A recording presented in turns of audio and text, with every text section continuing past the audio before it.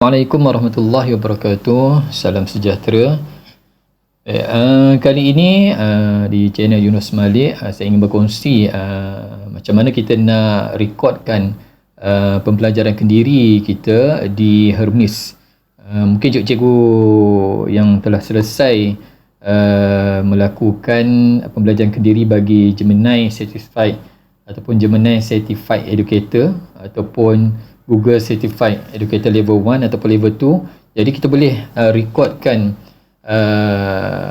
pembelajaran kita itu di Hermes.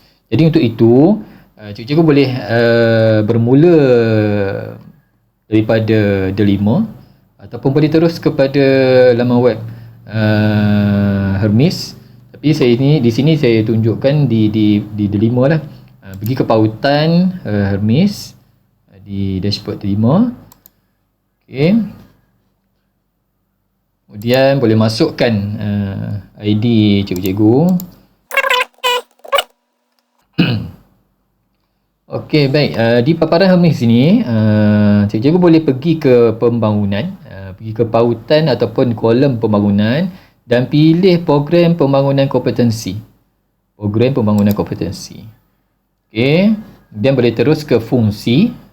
Fungsi. Dan pilih permohonan program pembangunan kompetensi, pemilik kompetensi. Okay, boleh klik di sini. Kemudian dia akan paparkan begini. Kalau sebelum ni kita tak diisi apa-apa lagi, jadi dia kosong lah. Jadi cikgu-cikgu boleh buat permohonan baru. Okay, dan akan ada kategori yang boleh kita pilih, sama ada kursus ataupun latihan, sesi pembelajaran ataupun pembelajaran kendiri. Jadi untuk ini saya pilih pembelajaran kendiri. Dan jenis pembelajaran kendiri saya pilih online learning lah, sebab kita buat dalam talian lah untuk Gemini Certified Educator ataupun Google Certified Educator untuk level 1 ataupun level 2. Jadi masukkan di sini tajuknya. Jadi saya nak isikan untuk Google Certified Educator Level 2.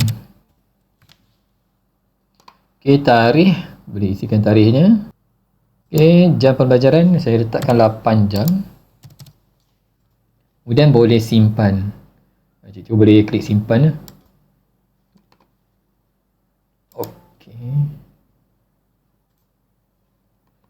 Okey, baik. Bila dah record, bila dah disimpan, kemudian di sini ada pautan untuk muat naik. Jadi cikgu-cikgu boleh muat naik sijil yang telah diperolehi sebagai evidence kita ataupun bukti kita telah melakukan pembelajaran kendiri. Okey.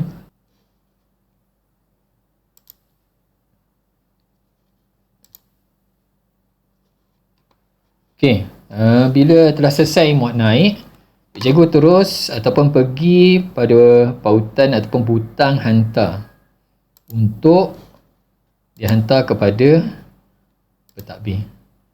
Jadi pentadbir akan menyimak pembelajaran kendiri kita yang telah direkod dan akan disahkan oleh pentadbir. Dan boleh keluar. Okey, telah selesai. Jika ada lagi pembelajaran kendiri yang kita lakukan, kita boleh rekodkan di sini sebagai pembelajaran kita. Okey, setakat itu sahaja yang boleh saya kongsikan. Moga-moga dapat memberi manfaat kepada semua, insya-Allah. Sekian, berjumpa lagi. Assalamualaikum.